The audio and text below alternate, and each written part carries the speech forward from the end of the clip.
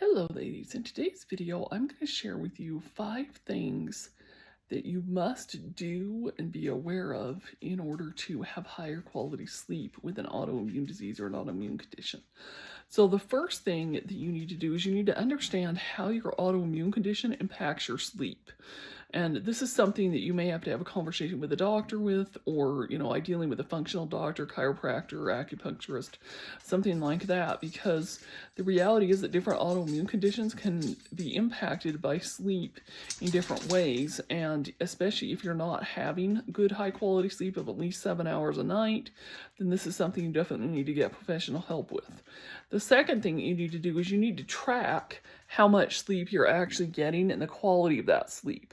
And I have a separate podcast episode that I can link to below on the Oura rings. You can see that there on my finger. That is the particular tracker that I use. There are other methods for tracking your sleep, but you need to really get a good handle on how much sleep you're getting and how your autoimmune condition is impacting your sleep in order to be able to work on improving your sleep. The third thing that you need to do is you need to take a serious look at the kind of bed that you're using. There are actually a lot of toxins that are in beds, and this is something that I'm actually going to be addressing in a future video and podcast episode. So subscribe if you want to have an alert when I start offering that. But you really want to take a look, like I said, not just at, the toxins in beds are one thing, but you also want to take a look at, whether or not the bed is comfortable enough, whether or not you're able to get the right positioning in the bed, all that kind of thing. And if your bed is more than 7 years old, you may need to get a new bed as well. So that's the third thing. The fourth thing that you also want to consider is whether or not there are some potential sleep aids that can assist. And by that, I don't mean like a prescription drug or even over-the-counter drugs.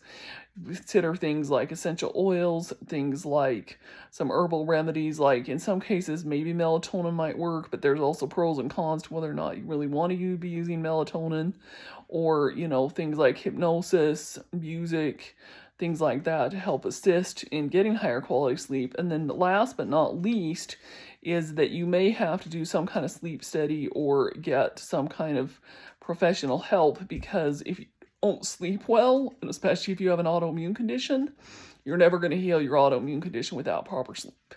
So anyhow, those are 5 things that you really need to take a look at and consider in order to get proper sleep with an autoimmune condition.